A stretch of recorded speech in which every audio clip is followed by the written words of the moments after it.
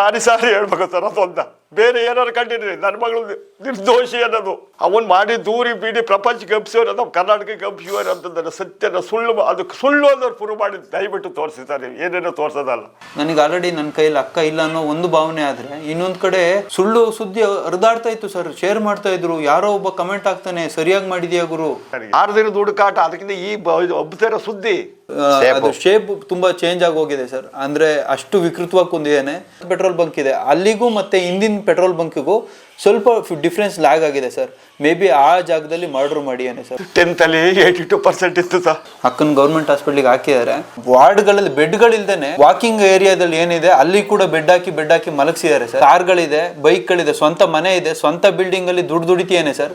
ಒಂದೇ ₹1 ಖರ್ಚು ಮಾಡೋಕ್ಕೂ ಯೋಚನೆ ಮಾಡಿ ನಮ್ಮ ಅಕ್ಕಂಗೆ ಒಂದು ಸ್ಪೆಷಲ್ ವಾರ್ಡಿಗೆ ಹಾಕ್ಸಿಲ್ಲ ಸರ್. ಹೆಂಡತಿ ಅಂದ್ರೆ ತನ್ನ ಕಾಲು ಕಸದ ಗುಲಾಮನ್ ತರ್ಕ ಮಾಡಿ ಇಟ್ಕೊಂಡಿದ್ದ ಸರ್. ಅವನು ಸಾರ್ವಜನಿಕವಾಗಿ ಹೋಗ್ಬೇಕಾದ್ರೆ ಮಾತ್ರ ಅವ್ನು ಮಾಡ್ಸಿರೋ ಚಿನ್ನ ಅಂತ ಹಾಕೊಂಡು ಭಾರಿ ಅಂದವಾಗಿರೋರು ಇಬ್ಬರು. ಮಾನ್ಯ ವೀಕ್ಷಕರೇ, ಇಡೀ ರಾಜ್ಯದಲ್ಲಿ ಸುದ್ದಿ ಮಾಡಿದ್ದಂತ ಹೇಳಿದ್ರೆ ಹಾಸನದ ಬೇಲೂರಿನ ಅರಹಳ್ಳಿ ಭಾಗದ ತುಂಬಾ ದೊಡ್ಡ ಮಟ್ಟದಲ್ಲಿ ಒಬ್ಬ ವ್ಯಕ್ತಿಯ ವಿಡಿಯೋ ವೈರಲ್ ಆಗುತ್ತೆ. ಆ ವ್ಯಕ್ತಿ ತನ್ನ ಹೆಂಡತಿಯನ್ನ ಕೊಂದು ನಂತರ ತಾನೊಂದು ವಿಡಿಯೋ ಮಾಡ್ತಾನೆ. ಆ ನಂತರ ಆ ವ್ಯಕ್ತಿಯು ಆತ್ಮಹತ್ಯೆ ಮಾಡ್ಕೊಳ್ತಾನೆ. ಇದಾದ ಮೇಲೆ ನಿನ್ನೆ ಅವರ ಡೆಡ್ ಬಾಡಿ ಸಿಗುತ್ತೆ. ಅದೇ ಕೊನೆಯದಾಗಿ ಅಂತ ಹೇಳಿದ್ರೆ ಅವನ ವಿಡಿಯೋದಲ್ಲಿ ಅವನು ಹೇಳಿರ್ತಾನೆ, ನಿಮ್ಮ ಮಗಳ ದೇಹ ಸಮೇತ ಸಿಗುವುದಿಲ್ಲ ಅನ್ನುವಂಥದ್ದು ಹೇಳಿರ್ತಾನೆ. ಅಂದ್ರೆ ಆ ರೀತಿಯ ಒಂದು ವಿಕೃತ ಮನಸ್ಥಿತಿ ಇರುತ್ತೆ ಆ ವ್ಯಕ್ತಿದು. ತುಂಬಾ ವಿಕೃತವಾಗಿ ಕೊಲೆ ಆಗಿರುತ್ತೆ ಅಲ್ಲಿ. ಅದೆಲ್ಲದಕ್ಕಿಂತ ಹೆಚ್ಚಾಗಿ 6 ದಿವಸದಿಂದ ಇವರು ಆ ಡೆಡ್ ಬಾಡಿನ ಹುಡುಕ್ತಾ ಇರ್ತಾರೆ. ಸ್ವತಃ ಅವರು ಅಕ್ಕಂದು ಹಾಗೆ ಅವರ ಮಗಳದ್ದು ಡೆಡ್ ಬಾಡಿಯನ್ನ ಸತತವಾಗಿ ಹುಡುಕ್ತಿರ್ತಾರೆ. ಇದ್ರ ಮಧ್ಯನೇ ಅವರು ದೊಡ್ಡ ಮಟ್ಟದ ಒಂದು ಅಪವಾದವನ್ನು ಎದುರಿಸ್ತಿರ್ತಾರೆ. ಅಂತ ಹೇಳಿದ್ರೆ ಆ ರೀತಿ ಇತ್ತು, ಈ ರೀತಿ ಇತ್ತು ಅಂತ ಹೇಳಿ ಇವತ್ತಿನ ಸೋಷಿಯಲ್ ಮೀಡಿಯಾ ಇರ್ಬೋದು ಅಥವಾ ಕಾಮೆಂಟ್ಸ್ ಬಾಕ್ಸ್ ಅನ್ನ ನೋಡಿ ಅವ್ರು ತುಂಬಾ ಜರ್ಜರಿತರಾಗಿರ್ತಾರೆ. ಮಂಜುನಾಥ್ ಅವರಿದ್ದಾರೆ, ಸ್ವತಃ ಗಗನ ಅವರ ತಂದೆ, ಹಾಗೆ ಗಗನ ಅವರ ಸಹೋದರ ಯೋಗೇಶ್ ಅವರಿದ್ದಾರೆ. ಅವ್ರ ಹತ್ರನೇ ಕೇಳುವ, ನಿಜವಾಗ್ಲೂ ಆ ವ್ಯಕ್ತಿ ಏನು ಆರೋಪ ಮಾಡಿದ್ದ ಅದು ನಿಜನಾ ಅಥವಾ ಸುಳ್ಳ? ಕೊನೆಯದಾಗಿ ಹತ್ಯೆ ಯಾಕೆ ನಡೆಯುತ್ತೆ, ಆ ವ್ಯಕ್ತಿ ಯಾಕೆ ಆತ್ಮಹತ್ಯೆ ಮಾಡ್ಕೊಳ್ತಾನೆ, ಇದೆಲ್ಲದಕ್ಕಿಂತ ಹೆಚ್ಚಾಗಿ ಅವನು ಯಾಕೆ ಕೊನೆಯದಾಗ ವಿಡಿಯೋ ಮಾಡಿ ಬಿಡ್ತಾನೆ ಅನ್ನುವಂಥದ್ದು ಅದನ್ನೇ ಕೇಳ್ತಾ ಹೋಗೋ ಬನ್ನಿ. ಏನ್ ಸರ್, ಏನಾಗಿತ್ತದು? ಅವರು ಸ್ವಂತ ನನ್ನ ಸೋದರ ಮಾವನ ಮಗ ಸರ್. ಅವನು ನಮ್ಮ ತಾಯಿ ತವ್ರ ಮನೆ, ಅದು ನನ್ನ ತಾಯಿಯ ತಮ್ಮನ ಮಗ. ಈ ವಿಡಿಯೋ ಮಾಡ್ತಾರಲ್ಲ, ವಿಡಿಯೋ ಬರುತ್ತಲ್ಲ, ಅದಾದ ನಿಮ್ ಬಂತದ್ ವಿಡಿಯೋ? ಅದು ಇಲ್ಲ ಸರ್, ನಮಗೆ ಬಂದಿಲ್ಲ.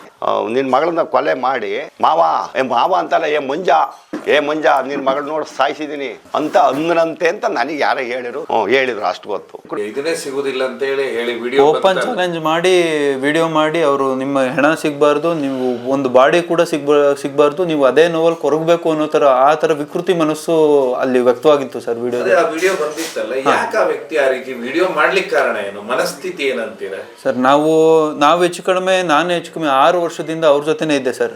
ಒಂದೊಂದು ದಿನದಿಂದ ದಿನಕ್ಕೆ ಅವನ ಮೆಂಟಾಲಿಟಿ ಯಾವ ತರ ಬದಲಾಗಿ ಹೋಗ್ತಿತ್ತು ಅಂತ ನಾನು ಸ್ವತಃ ನೋಡಿದೀನಿ ಸರ್. ಯಾಕೆ ಅಂತಂದ್ರೆ ಕೋಟಿಗಟ್ಲೆ ಆದಾಯ, ಹೆಚ್ಚು ಕಡಿಮೆ ಅವನಿಗೆ ಏನಿಲ್ಲ ಅಂದ್ರೂ 5 ರಿಂದ 6 ಲಕ್ಷ ರೂಪಾಯಿ ತಿಂಗಳ ಆದಾಯ ತೆಗಿತಿದ್ದ. ಬಟ್ ಆದ್ರೂ ಕೆಲವೊಂದು ವಿಚಾರಗಳಿಗೆ ಬೇಕರಿಯಲ್ಲಿ ಸರ್ 5 ರಿಂದ 6 ಲಕ್ಷ ರೂಪಾಯಿ ಪರ್ ಮಂತ್ ಒಂದು ಪರ್ ಮಂತ್ಗೆ ಇನ್ಕಮ್ ಬರ್ತಾ ಇದ್ದಿದ್ದು. ಅವನು ಅಷ್ಟು ಇನ್ಕಮ್ ಇದ್ರೂ ಕೂಡ ಅವನು ಧನದಾಯಿ ಆಗಿದ್ದ. ಮತ್ತು ಅವ್ನು ದುಡ್ಡಿಗೋಸ್ಕರ ಏನು ಬೇಕಾದ್ರೂ ಮಾಡೋಕ್ಕೂ ರೆಡಿ ಇದ್ದ. ಸಮಾಧಾನ ಇರಲಿಲ್ಲ, ಸಂಬಂಧಕ್ಕೆ ಬೆಲೆ ಕೊಡ್ತಾ ಇರಲಿಲ್ಲ, ಹೆಂಡತಿಗೆ ಬೆಲೆ ಇಲ್ಲ, ಮಕ್ಕಳಿಗೆ ಎಜುಕೇಷನ್ ಸರ್ ಇಲ್ಲಿವರೆಗೂ ಸರ್ ಮಕ್ಕಳು ಕಾರ್ಯಕ್ರಮಗಳು ಸುಮಾರಾಗಿದೆ ಸರ್. ಸ್ಕೂಲ್ಗಳಲ್ಲಿ ಸ್ಕೂಲ್ ಡೇ ಆಗಿರ್ಬೋದು ಅಥವಾ ಆ್ಯನ್ಯುವಲ್ ಡೇ ಆಗಿರ್ಬೋದು ಮತ್ತು ಸಾಂಸ್ಕೃತಿಕ ಕಾರ್ಯಕ್ರಮಗಳು ಸುಮಾರಾಗಿದೆ. ಒಂದಕ್ಕೂ ಅಟೆಂಡ್ ಮಾಡಿಲ್ಲ. ಬರೀ ದುಡ್ಡಿನ ಮೇಲೆ ಬಿದ್ದಿದ್ದ ಹೊರತು ಅವನು ಸಂಸಾರಿಕವಾಗಿ ಏನು ಜ್ಞಾನ ಇಲ್ಲ. ಇದು ಅವ್ರ ತಂದೆ ತಾಯಿಗೆ ಗೊತ್ತಿದ್ರು ಕೂಡ ಅವರು ಕೂಡ ಬುದ್ಧಿವಾದ ಹೇಳ್ತಿರ್ಲಿಲ್ಲ ಸರ್. ದುಡಿ ತಿನ್ನು, ಸಂಸಾರದಲ್ಲಿ ಏನೇನು ಬಂದಿದೆ ಅದನ್ನ ನಿಭಾಯಿಸ್ಕೊಂಡು ಹೋಗಿ ಅನ್ನೋ ತರ ಮಾತಾಡ್ತಾರೆ. ರಘು ಅವ್ರ ಮಗ ಮೊದಲನೇವನು 6th, ಇವಾಗ 5th ಸರ್. ಈಗ 2ನೇವನು ಇವಾಗ ಪ್ರೀ ನರ್ಸರಿ ಸರ್. ಇನ್ನ 2 ಗಂಡು ಮಕ್ಕಳು ಸರ್. ಆಲ್ರೆಡಿ ಅವ್ನ ಮೈಂಡಲ್ಲಿ ಫಿಕ್ಸ್ ಆಗಿದೆ ಸರ್, ನಾನು ಸಮಾಜದಲ್ಲಿ ತುಂಬಾ ಒಳ್ಳೆ ವ್ಯಕ್ತಿ ಆಗಿದ್ದೀನಿ, ಆದಷ್ಟು ದುಡಿಬೇಕು, ಸಮಾಜದಲ್ಲಿ ನಾನು ದುಡ್ಡು ಮಾಡ್ದ ಅನ್ನೋ ತರನು ಮಾತಾಡ್ಬೇಕು ಅನ್ನೋ ತರ ಮೈಂಡ್ ಸೆಟ್ ಫಿಕ್ಸ್ ಆಗೋಗಿತ್ತು ಸರ್. ಕೊಂದು ಏನ್ ಮಾಡ್ಬೇಕಂತಿದ್ದ, ತಾನ್ ಸತ್ ಏನ್ ಲಾಭ ಸರ್? ಫಸ್ಟ್ ಇಂದಲೂ ಅವ್ನ ಹೆಂಡತಿ ಅಂದ್ರೆ ಅವನು ಇಟ್ಟಿದ್ದ ಮನೋಭಾವೇ ಬೇರೆ ಸರ್. ಪ್ರಪಂಚಕ್ಕೆ ಅವ್ನು ತೋರಿಸ್ತಾ ಇದ್ದು ಮನೋಭಾವನೇ ಬೇರೆ. ಹೆಂಡತಿ ಅಂದ್ರೆ ತನ್ನ ಕಾಲು ಕಸದ ಗುಲಾಮನ್ ತರ್ಕ ಮಾಡಿ ಇಟ್ಕೊಂಡಿದ್ದ ಸರ್. ಅವನು ಸಾರ್ವಜನಿಕವಾಗಿ ಹೋಗ್ಬೇಕಾದ್ರೆ ಮಾತ್ರ ಅವ್ನು ಮಾಡ್ಸಿರೋ ಚಿನ್ನ ಅಂತ ಹಾಕೊಂಡು ಭಾರಿ ಅಂದವಾಗಿರೋರು ಇಬ್ಬರು. ವೈಯಕ್ತಿಕವಾಗಿ ಅವನ ಮನೆಯಲ್ಲಿ ಅವನು ಭಾರಿ ಇದು ಸರ್.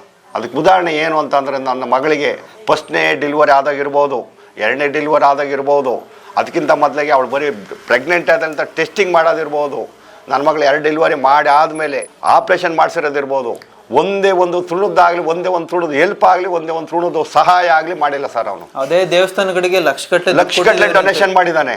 ತನ್ನ ಹೆಂಡತಿಗೆ ಒಂದು ತುಳವ ಅವ್ರ ಮನೆಯವ್ರು ಎಲ್ಲರೂ ಸೇರಿ. ಸರ್ ನಾನು ಅದೊಂದು ಇನ್ಸಿಡೆಂಟ್ಸ್ ನಾನು ನಿಮ್ಮ ಹತ್ರ ಶೇರ್ ಮಾಡ್ಕೊಳಕ್ಕೆ ಇಷ್ಟಪಡ್ತೀನಿ ಸರ್. ಅಕ್ಕಂದು ಡೆಲಿವರಿ ಆಗಿದೆ, ಗೌರ್ಮೆಂಟ್ ಹಾಸ್ಪಿಟಲಲ್ಲೇ ಆಗಬೇಕು ಅಂತ ಹೇಳ್ಬಿಟ್ಟು ಅವ್ರ ತಂದೆ ತಾಯಿ ಏನು ಆಸೆ ಪಟ್ಟಿದಾರೋ ಗೊತ್ತಿಲ್ಲ, ಅಕ್ಕನ ಗೌರ್ಮೆಂಟ್ ಹಾಸ್ಪಿಟ್ಲಿಗೆ ಹಾಕಿದ್ದಾರೆ. ಪೇಷಂಟ್ಗಳು ತುಂಬೋಗಿದ್ದಾರೆ ಸರ್. ಜನರಲ್ ವಾರ್ಡ್ ಅಂದರೆ ನಾ ಈಗ ಅನ್ಸು ಹಾಸನ್ ಇಮ್ಸ್ ಹಾಸ್ಪಿಟ್ಲು ಯಾವ ರೀತಿ ಇದೆ, ಎಷ್ಟು ಜನಸಾಗರ ಅಂತ ನಿಮಗೂ ಗೊತ್ತಿರುತ್ತೆ. ಇಡೀ ವಾರ್ಡ್ ತುಂಬ ಜನಸಾಗರ ತುಂಬಿದೆ. ಅವತ್ತು ಸ್ಪೆಷಲಿ ವಾರ್ಡ್ಗಳಲ್ಲಿ ಬೆಡ್ಗಳಿಲ್ದೇನೆ ವಾಕಿಂಗ್ ಏರಿಯಾದಲ್ಲಿ ಏನಿದೆ ಅಲ್ಲಿ ಕೂಡ ಬೆಡ್ ಹಾಕಿ ಮಲಗಿಸಿದ್ದಾರೆ ಸರ್. ಇವನ ತಿಂಗಳಿಗೆ 5 ಲಕ್ಷ 6 ಲಕ್ಷ ದುಡ್ಕೊಂತಾನೆ. ಹೆಬ್ಬೆಟ್ ಕತ್ರದ್ದು ಸರಗಳು ಹಾಕೊಂಡು ಕಾರ್ಗಳಿದೆ, ಬೈಕ್ಗಳಿದೆ, ಸ್ವಂತ ಮನೆ ಇದೆ, ಸ್ವಂತ ಬಿಲ್ಡಿಂಗ್ ಅಲ್ಲಿ ದುಡಿತೀಯೇನೆ ಸರ್. ಒಂದೇ ₹1 ಖರ್ಚು ಮಾಡೋಕ್ಕೂ ಯೋಚನೆ ಮಾಡಿ ನಮ್ಮ ಅಕ್ಕಂಗೊಂದು ಸ್ಪೆಷಲ್ ವಾರ್ಡಿಗೆ ಹಾಕ್ಸಿಲ್ಲ ಸರ್. ಗೌರ್ಮೆಂಟ್ ಆಸ್ಪತ್ರೆ ಡೆಲಿವರಿ ಸರ್. ಅವನಿಗೆ ಏನ್ ಗೊತ್ತಾ ಸರ್, ಹೊರಗಿನ ಪ್ರಪಂಚಕ್ಕೆ ಅವ್ನು ಯಾವ ತರ ಆಗಿದ್ದ ಅಂದ್ರೆ ಈಸ್ ಎ ಡೊನೇಟರ್. ಏನಾದ್ರೂ ಕಷ್ಟ ಅಂದ್ರೆ ನಾನು ಡೊನೇಟ್ ಮಾಡ್ತೀನಿ. ಏನಾದರೂ ಮುಂದೆ ಊರಲ್ಲಿ ಏನಾದ್ರು ಫಂಕ್ಷನ್ ಆದ್ರೆ ಲಕ್ಷಗಟ್ಟಲೆ ದುಡ್ಡು ಕೊಡೋನು, ಯಾವ್ದಾದ್ರು ಫಂಕ್ಷನ್ ಆದ್ರೆ ಸ್ವೀಟ್ ಡೊನೇಟ್ ಮಾಡೋನು. 2 months ಬ್ಯಾಕ್ ನಮ್ಮ ಮನೇಲಿ ಇಶ್ಯೂ ಆದಾಗ ನಾವು ಕೇಳಿದ್ವಿ, ಕ್ವಶನ್ ಮಾಡಿದ್ವಿ, ನೀನು ಎಷ್ಟೇ ದೊಡ್ಡ ಸರ ಹಾಕೊಂಡ್ರು ಹೆಂಡ್ತಿನ ಸರಿಯಾಗಿ ನೋಡ್ಕೊಂತಿಲ್ದಿರೋ ನೀನ್ ಯಾವ ತರ ಗಂಡಸು, ನೀನು ಎಷ್ಟೇ ದಾನ ಧರ್ಮ ಮಾಡಿದ್ರು ಮನೆಗೆ ಒಬ್ಬ ಒಳ್ಳೆ ವ್ಯಕ್ತಿ ಆಗಿಲ್ಲ, ಆ ಮಕ್ಕಳಿಗೆ ಒಳ್ಳೆ ತಂದೆ ಆಗಿಲ್ಲ, ಹೆಂಡತಿಗೆ ಒಳ್ಳೆ ಗಂಡ ಆಗಿಲ್ಲ ಅಂದ್ರೆ ನೀನ್ ಯಾವ ತರ ಸಂಸಾರ ಮಾಡ್ತಿದ್ದೆ ಅಂತ ನಾವು ಓಪನ್ ಆಗಿ ಕೇಳಿದ್ವಿ. ನೀವು 6 ವರ್ಷ ಇದ್ರಲ್ಲ, ನಿಮ್ಮ ಜೋಡಿ ಹೇಗಿದ್ದ ಆ ವ್ಯಕ್ತಿ? ಸ್ಟಾರ್ಟಿಂಗು ಸರ್ ನಾನು ₹1 ದುಡ್ಡು ಎಕ್ಸ್ಪೆಕ್ಟ್ ಮಾಡ್ದೇನೆ ನಾನು ಕಾಲೇಜಿಗೆ ಹೋಗ್ಕೊಂಡು ಬೆಳಿಗ್ಗೆ 7 ಗಂಟೆಗೆ ಅಂಗಡಿಗೆ ಹೋದ್ರೆ 9:30 ತನಕ ದುಡ್ದಿದ್ದೀನಿ ಸರ್. ನಾನು ಕಾಲೇಜಿಗೆ ಹೋದ್ರೆ ಸರ್ ಬೆಳಿಗ್ಗೆ 10 ಗಂಟೆಯಿಂದ 1 ಗಂಟೆ ತನಕ ನನಗೆ ಕಾಲೇಜ್ ಇದ್ದಿದ್ದು. 1 ಗಂಟೆ ತನಕ ಕಾಲೇಜಿಗೆ ಹೋಗಿ 1:30 ವರ್ಷದೊಳಗೆ ನಾನು ಮನೆಗೆ ಬರ್ತಿದ್ದೆ. ಯಾಕೆಂದ್ರೆ ಬಸ್ಸೇ ಇಟ್ಕೊಂಡು ಹೋಗ್ತಿದ್ದು. ಇಲ್ಲಿಂದ ಬೇಕ್ರಿಯಿಂದ ಹನುಮಂತಪ್ಪ ಸರ್ಕಲ್ಗೆ ನಡ್ಕೊಂಡು ಅಲ್ಲಿಂದ ಬಸ್ ಹಿಡ್ಕೊಂಡೋಗಿ ಕಾಲೇಜ್ ಅಟೆಂಡ್ ಮಾಡಿ, ಕಾಲೇಜಿಂದ ಮತ್ತೆ ರಿಟರ್ನ್ ಹನುಮಂತಪ್ಪ ಸರ್ಕಲ್ ಬಂದು ಮತ್ತೆ ಬೇಕ್ರಿಗೆ ಜಾಯ್ನ್ ಆದರೆ ಸರ್ 1:30-2 ಗಂಟೆ ವರ್ಷದೊಳಗೆ ಜಾಯ್ನ್ ಆದರೆ ಸರ್ ನಾನು ಮತ್ತೆ ಬರ್ತಿದ್ದದ್ದು 8 ಗಂಟೆ ತನಕ ಸರ್. ಇದೇ ಥರ 3 ವರ್ಷ ನಾನು ಡಿಗ್ರಿ ಲೈಫ್ನ ಅವ್ರ ಜೊತೆನೆ ಕಳೆದೀನಿ. ₹1 ದುಡ್ಡು ಎಕ್ಸ್ಪೆಕ್ಟ್ ಮಾಡಿಲ್ಲ ಸರ್. ನಾನು ₹1 ದುಡ್ಡನ್ನ ಇಸ್ಕೊಂಡಿಲ್ಲ. ಮನೆಯಲ್ಲಿ ಹೆಂಡತಿ ಮೇಲೆ ಕೈ ಮಾಡೋದು ಈ ರೀತಿ ಇತ್ತು ಸರ್. ಬಟ್ ಅಂದ್ರೆ ನಮ್ಮಲ್ಲಿ ನಾವೇನು ಯೋಚನೆ ಮಾಡ್ತಾ ಇದ್ವಿ, ಇವ್ರ ಸಂಬಂಧನೇ ರಕ್ತ ಸಂಬಂಧ, ಏನೋ ಬುದ್ಧಿವಾದ ಹೇಳಿ ಇವನಿಗೆ ಸರಿಪಡಿಸ್ಬೋದು ಅಂತ ಹೇಳ್ಬಿಟ್ಟು ಅಕ್ಕನೂ ಪ್ರತಿಯೊಂದನ್ನು ಎಕ್ಸ್ಪ್ಲೈನ್ ಮಾಡಿದಾಳೆ ಸರ್. ಜೀವನ ಇದಲ್ಲ, ಹೊಡೆಯೋದು ಬಡಿಯೋದು ಜೀವನ ಅಲ್ಲ, ಸಾಂಸಾರಿಕವಾಗಿ ನೀವು ಯಾವ ಥರ ಇರಬೇಕು ಈ ಥರ ಇರಬೇಕು, ನಿನ್ನ ಜೀವನ ಅಂದರೆ ಯಾವ ಥರ ನಡೆಸ್ಬೇಕು ಆ ಥರ ನಡೆಸ್ಬೇಕು, ಪ್ರತಿಯೊಂದು ಜೀವನ ಹೊರಗಿನ ಪ್ರಪಂಚನ ನೋಡು, ಈ ಥರನೆಲ್ಲ ಎಲ್ಲದೂ ಎಕ್ಸ್ಪ್ಲೈನ್ ಮಾಡಿ ಹೇಳಿ ಸರ್. ನಿಮ್ಮ ಮಗಳೇ ಸರ್ ಹೇಳಿದ್ನಲ್ಲ ಸರ್, ಎಜುಕೇಷನ್ ಎಲ್ಲ ನನ್ನ ಮಗಳು 10th ಅಲ್ಲಿ 82% ಇತ್ತು ಸರ್. ಇದೇ ನಮ್ಮೂರಲ್ಲೇ ಓದಿದ್ದು. ನಮ್ಮೂರಲ್ಲಿ ರೂರಲ್ ಸ್ಟೂಡೆಂಟ್ ಅವಳು ಕನ್ನಡ ಮೀಡಿಯಮಲ್ಲಿ ಓದ್ಬಿಟ್ಟು ಇಡೀ ನಮ್ಮ 10th ಬ್ಯಾಚಲ್ಲೇ ಸೆಕೆಂಡ್ ಹೈಯೆಸ್ಟ್ ಸರ್. ಫಸ್ಟ್ನೇವರು ಇನ್ನೊಬ್ರು ಇದ್ರು, ಇವ್ರ ಫ್ರೆಂಡ್. 82% ಇತ್ತು ಸರ್. ಡಿಪ್ಲೊಮಾ ಸೇರಿಸಿ ಡಿಪ್ಲೊಮಾ 1.5 ವರ್ಷ ಮುಗಿಸಿದ್ಲು. ಡಿಪ್ಲೊಮಾ 1 ವರ್ಷ ಮುಗಿಸಿದ್ದಾಗಿಂದ ಅವಳು ಕಾಲೇ, ಆಮೇಲೆ ಅಲ್ಲಿಗೆ ನಮ್ಮ ತಂಗಿ ಮನೇಲಿ ಇದ್ಲು. ಹಾಸ್ಟೆಲ್ ಸೀಟ್ ಸಿಕ್ಕಿರಲಿಲ್ಲ. ಅಲ್ಲಿಗೆ ಒತ್ತಡ ಏರಿದಿಲ್ಲ ಸರ್ ಯಾರೋ ನಮ್ಮ ತಂಗಿ ಮನೆಯವರಿಗೆ, ಯಾಕೆ ಇಟ್ಕಿದ್ದೀರಾ ಆಂಟಿ ಇಲ್ಲಿ ಕಾಲೇಜಿಗೆ ಅಲ್ಲ ಹಾಸ್ಟ್ಲಿ ಸೇರಿಸಿ ಯಾಕೆ ಇವ್ನು ಫೋನಲ್ಲಿ ಲಿಂಕಲ್ಲಿ ಮಾತಾಡೋಕ್ಕೋ ಏನೋ ಇರ್ಬೋದು ಅಂತ ಈಗಿನ ಅನುಮಾನ. ನೀವೊಂದು ಹೇಳ್ತಿರಲ್ಲ, ನಿನ್ನೆ ಜಾತಕ ತೋರಿಸಿದ್ರೆ ಮದುವೆಗೆ ಅವ್ರ ಶಾಸ್ತ್ರ ಯಾರು ಜೋಯಿಸ್ರು ಹೇಳಿರ್ತಾರೆ, ಅವರು ಯಾರು ರಘು ಅವರ ತಂದೆ ಯಾರು ಜೋಯಿಸ್ರು ಹೆಸರು ಮಾಡಿದ್ದಾರೆ ಅಲ್ಲಿಗೆ ಹೋಗಿ ಶಾಸ್ತ್ರ ಕೇಳಿರ್ತೀವಿ ಸರ್. ಅವರೇ ಸಾಲವಳಿ ಕೂಡಿ ಬರುತ್ತದೆ ಅಂತ ಬರ್ಕೊಟ್ಟಿದ್ದಾರೆ ಸರ್. ಅದನ್ನ ಇಟ್ಕೊಂಡು ನಾವು ಇಲ್ಲಿ ಶಾಸ್ತ್ರ ಹೇಳ್ಸಿದ್ದಾರೆ, ಹಿರಿಯವ್ರ ಶಾಸ್ತ್ರ ಹೇಳ್ಸಿದ್ದಾರೆ ಅಂತ ಹೇಳ್ಬಿಟ್ಟು ನಾವು ಮದುವೆ ಮಾಡಿಕೊಡ್ತೀವಿ ಸರ್.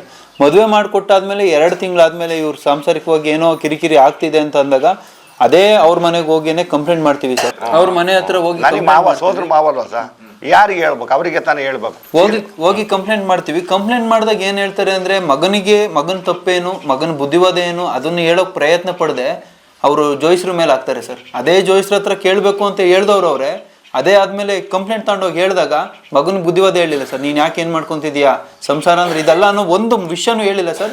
ಫೈನಲ್ ಆಗಿ ಹಾಕಿದ್ದು ಆ ಜೋಯಿಸ್ರ ಮೇಲೆ ಹಾಕಿದ್ರು ಸರ್. ಜಾತಕ ಕೂಡ ಬರ್ತಲ್ವಂತೆ, ಮದುವೆ ಆಫ್ಟರ್ ಮ್ಯಾರೇಜ್ ಸರ್.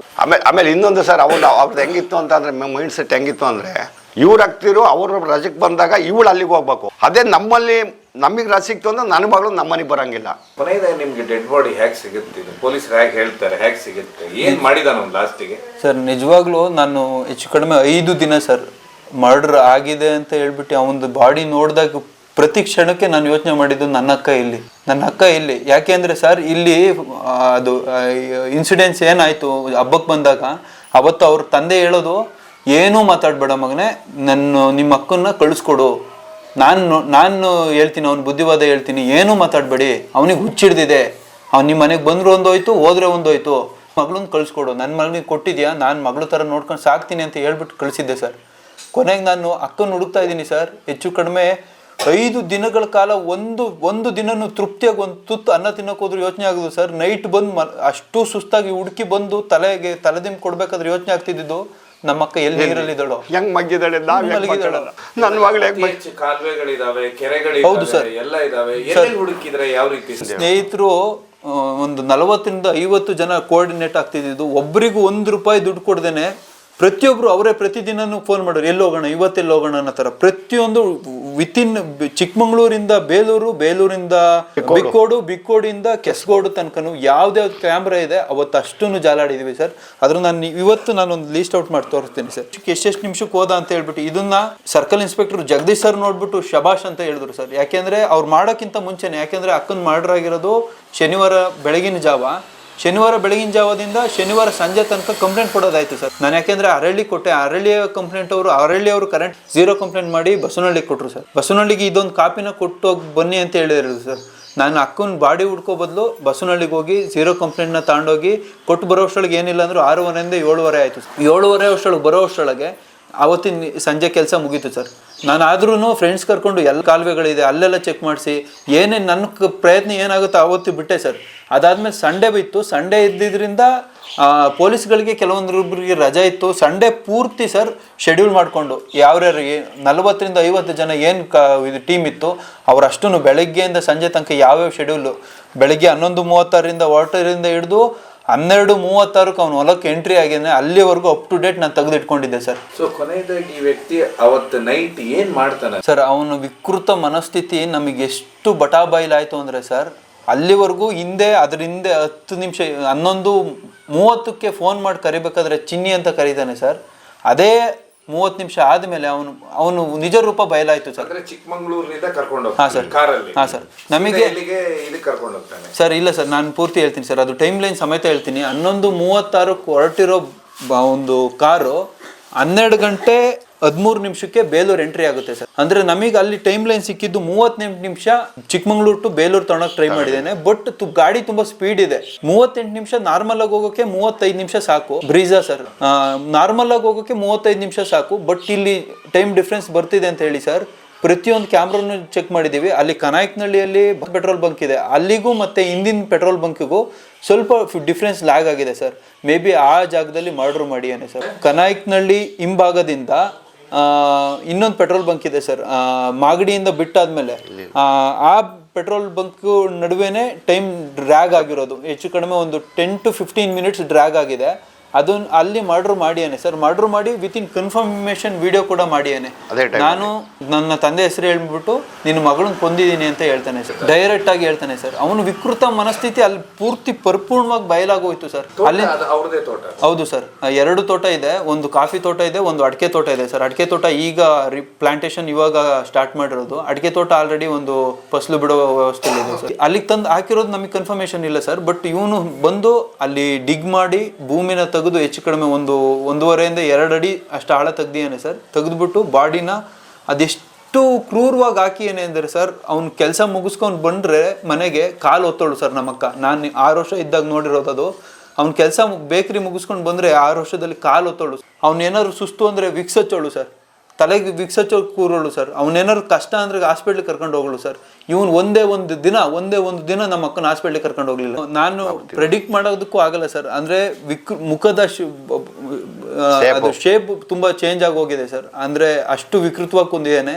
ಮತ್ತೆ ಬ್ರೂಟಲ್ ಮರ್ಡರ್ ಯಾವ್ದಾದ್ರು ಇದ್ರೆ ಆ ಥರ ನಾನು ನೋಡಿರೋದ್ರಲ್ಲಿ ತುಂಬಾ ಬ್ರೂಟಲ್ ಆಗಿ ಹೊಡೆದಿದ್ದಾನೆ ಸರ್. ಅಂದ್ರೆ ಅವನದು ವಿಕೃತ ಮನಸ್ಸು ನಮಗೆ ಗೊತ್ತಿತ್ತು ಸರ್, ಅಕ್ಕನಿಗೆ ಗೊತ್ತಿತ್ತು, ಅವ್ರ ಫ್ಯಾಮಿಲಿಗೆ ಗೊತ್ತಿರಲಿಲ್ಲ. ಅವ್ರ ಫ್ಯಾಮಿಲಿಯವ್ರಿಗೂ ನಾಟಕೀಯವಾಗಿ ಏನಿದ್ದ ಆ ಫೇಸ್ ಮಾತ್ರ ಗೊತ್ತಿತ್ತು ಸರ್. ಅಂದ್ರೆ ಅವ್ರ ಮನೆ ಕಡೆ ಯಾವ ತರ ಚೆನ್ನಾಗಿ ಹೌದು ಸರ್, ಹೌದು ಸರ್.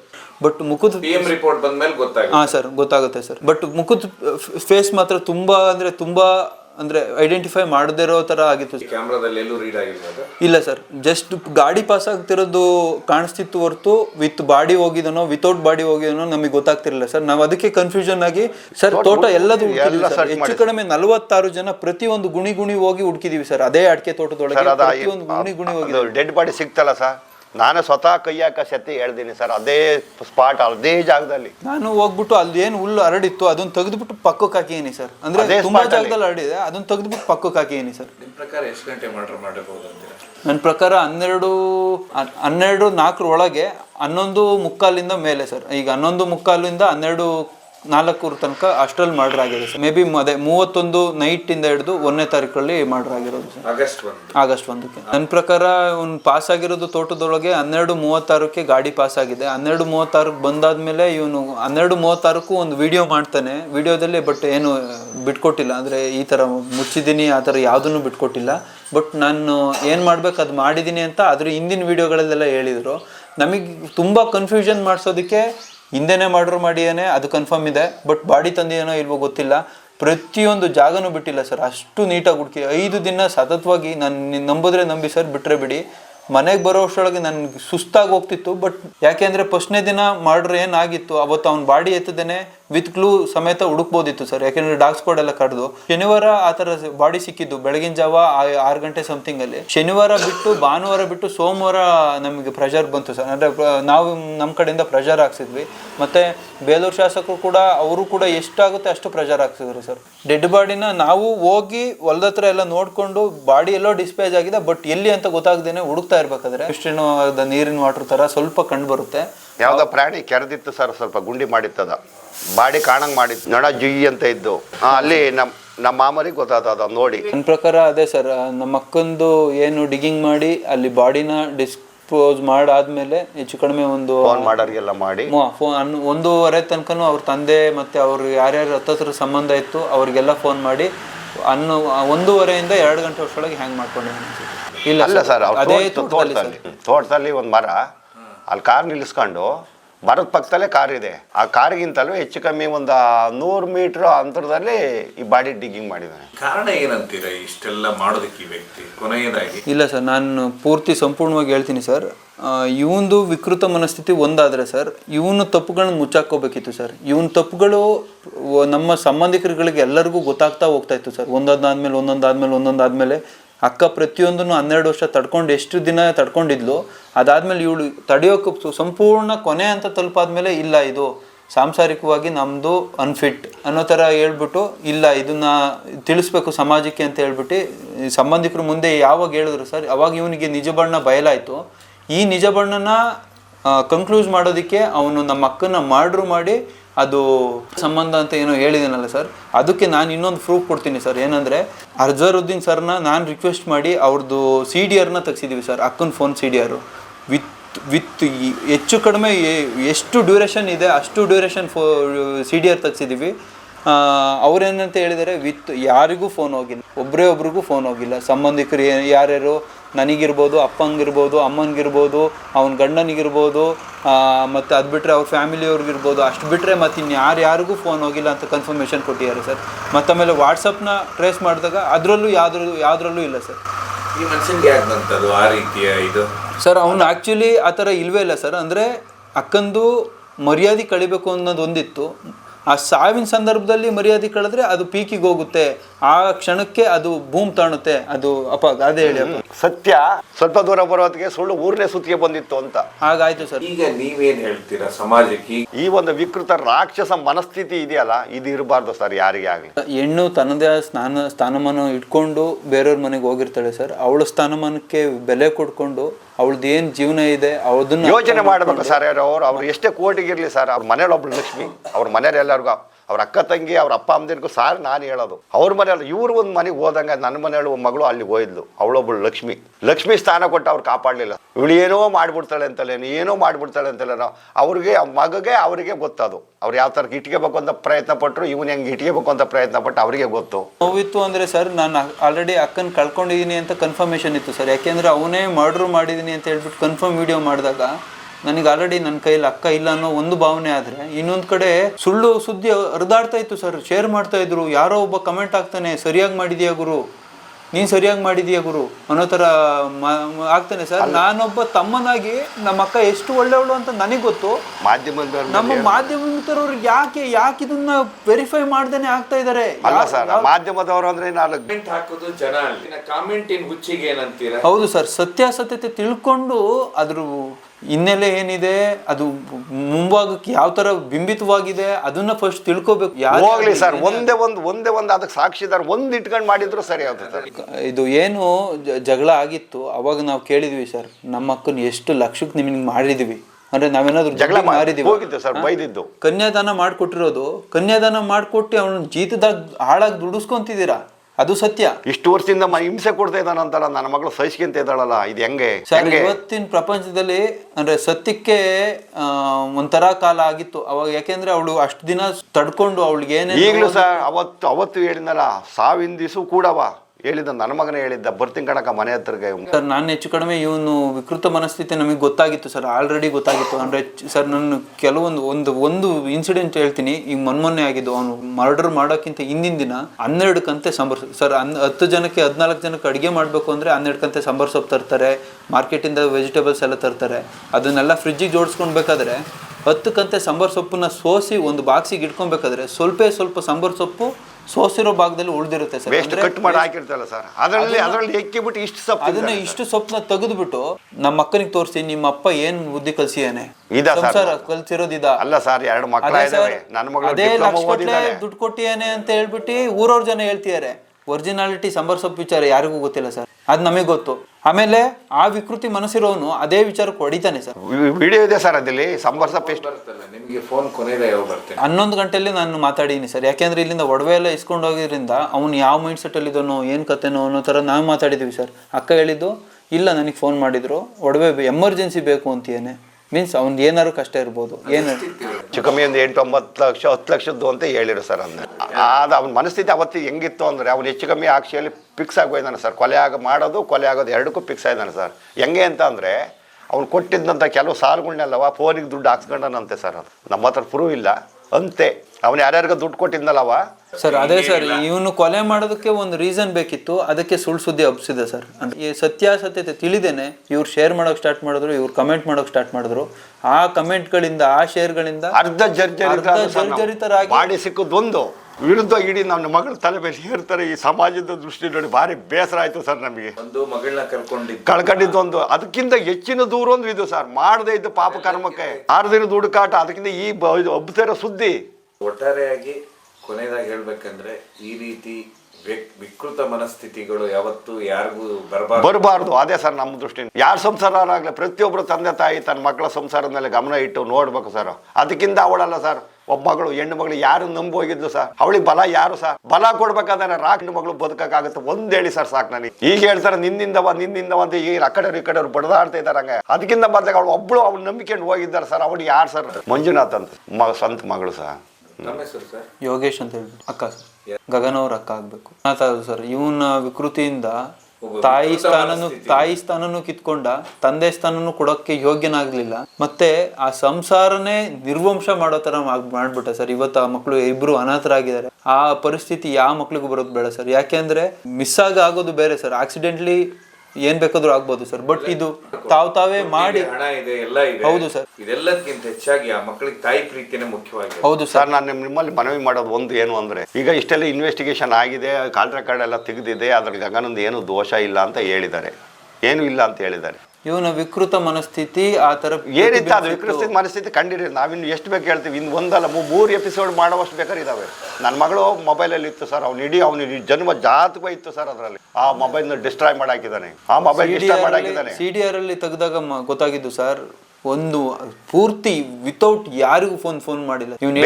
ಬೇರೆ ಯಾರಿಗ ಒಂದೇ ಒಂದು ಫೋನ್ ಕಾಲ್ ಇಲ್ಲ ಸರ್. ಈ ತರದವ್ನು ಇವ್ನು ಯಾರೋ ಸೈಕೋ ಕಣ್ರಿ, ಈ ತರದವನಿಗೆ ಆ ತರ ಎಜುಕೇಟೆಡ್ ನ ಕೊಟ್ಬಿಟ್ಟಿರಲ್ರಿ ಅಂತ ಕೇಳ್ತಾರೆ. ಮತ್ತೆ ಇನ್ನೊಂದು ಸರ್, ಡಾಕ್ಟರ್ ಹೇಳಿದ್ದು ಏನಂದ್ರೆ ಸರ್, ಅವನೇನಾದ್ರೂ ಸರಿಯಾದ ರೀತಿಯಲ್ಲಿ ಮನಸ್ಥಿತಿ ಇದ್ದಿದ್ರೆ ಅವ್ನು ಕೊನೆ ಟೈಮಲ್ಲಿ, ಸಾಯೋ ಟೈಮಲ್ಲಿ ಶಾಂತವಾಗಿ ಅವ್ನು ಏನೇನು ಎಕ್ಸ್ಪ್ಲೋರ್ ಮಾಡ್ತಿದ್ದ, ಅಂದರೆ ನಿಧಾನವಾಗಿ ಎಕ್ಸ್ಪ್ಲೋರ್ ಮಾಡ್ತಿದ್ದ. ಅವನು ಮನಸ್ಥಿತಿ ಆ ಥರ ಇರೋದ್ರಿಂದನೇ ಅವನ ರಿಯಾಕ್ಷನ್ನೇ ಬೇರೆನೇ ಇತ್ತು. ಅವನು ಒಂಥರ ಉದ್ವಿಗ್ಧ ಸ್ಥಿತಿಲಿ ಒಂಥರ ಮರ್ಡರ್ ಮಾಡಿದೀನಿ ಅನ್ನೋ ಇದರಲ್ಲಿ ಅದಕ್ಕೊಂದು ಎಕ್ಸ್ಪ್ಲೈನ್ ಸರ್ ಬೇಕಾದ್ರೆ ಇವ್ರು ಹೇಳಿ, ಯಾರು? 42 43 ಇತ್ತು ಸರ್. ಅಕ್ಕನಿಗೆ ಇವಾಗ 29 ಸರ್. ತುಂಬಾ ಚಿಕ್ಕ ವಯಸ್ಸಲ್ಲಿ ಪೀಡಿಸಿ ಮದ್ವೆ ಆಗಿದ್ದು ಸರ್. ಪೀಡಿಸಿ ಮದ್ವೆ ಆಗಿ ನಮ್ಮ ಅಕ್ಕನ ಅರ್ಧ ಜೀವನ ಮುಗ್ದಿಲ್ಲ ಸರ್. ಅವಳ ಜೀವನ ಯಾತ್ರೆನೇ ಮುಗೀತು ಸರ್. ದೋಷ ಇಲ್ಲ ಅಂದರೆ ದೋಷ ಮುಕ್ತಳು ಅನ್ನೋದು ದಯವಿಟ್ಟು ಕೈ ಮುಗಿದು ಕೇಳ್ತೀನಿ, ಅದೊಂದು ತೋರಿಸ್ಬಿಡಿ ಸರ್. ಸಾರಿ ಹೇಳ್ಬೇಕು ಸರ್, ಅದೊಂದ ಬೇರೆ ಏನಾರು ಕಂಡಿದ್ರಿ ನನ್ನ ಮಗಳು ನಿರ್ದೋಷಿ ಅನ್ನೋದು ಅವನು ಮಾಡಿ ದೂರಿ ಬೀಡಿ ಪ್ರಪಂಚಕ್ಕೆ ಹಬ್ಸಿವ್ರು ನಮ್ಮ ಕರ್ನಾಟಕಕ್ಕೆ ಹಬ್ಸಿವ್ರು ಅಂತಂದ್ರೆ ಸತ್ಯನ ಸುಳ್ಳು, ಅದಕ್ಕೆ ಸುಳ್ಳು ಅನ್ನೋರು ಪ್ರೂವ್ ಮಾಡಿ ದಯವಿಟ್ಟು ತೋರಿಸಿದ್ದಾರೆ. ಏನೇನೋ ತೋರಿಸೋದಲ್ಲ, ಇನ್ನೇನಾರು ತೋರಿಸ್ಬೇಕಾದ್ರೆ ನನಗೆ ಅಲ್ಲ ದೂರ ಸರ್. 6 ದಿವಸ ಹುಡುಕ್ ಸಾಯ್ತಿದ್ದೀವಿ. ಇದು ಪ್ರಪಂಚ ಸುತ್ತ ಅಳ್ತಾ ಇದೆ, ಈ ಥರದಳಂತೆ ಅಂತೇಳಿ. ಯಾರು ಸರ್ ಹೆಂಗಿರೋಕ್ಕಾಗುತ್ತೆ ಸರ್? ತಾಯಿ ತಂದೆ ಆಗಲಿ ಯಾರಾಗಲಿ ಅದಪ್ಪ ಅದನ್ನ ಆಗಿದಂಥ ಪುಣ್ಯಾತ್ಮಗಾರ ಬೇಡ ಸರ್. ಅವನಿಗೆ 2 ಮಕ್ಳು ಇಲ್ವಾ ಸರ್? ತಾಯಿ ತಂದೆ ಇಲ್ವಾ ಸರ್ ಅವನಿಗೆ? ಅಲ್ಲಿ ಒಂದು ಪಾಯಿಂಟ್ ಯಾವ್ದಾರು ಕಂಡಿಡ್ದು ಏನಾರು ಹೇಳಿದ್ದಾರೆ ಸರ್ ಅವರು? ನೀವಾರು ಸಾರಿ ಅದೊಂದು ಮಾತು ಮಾತ್ರ ನಮಗೆ ಹೇಳಿ ಮಾಡಿದ್ರೆ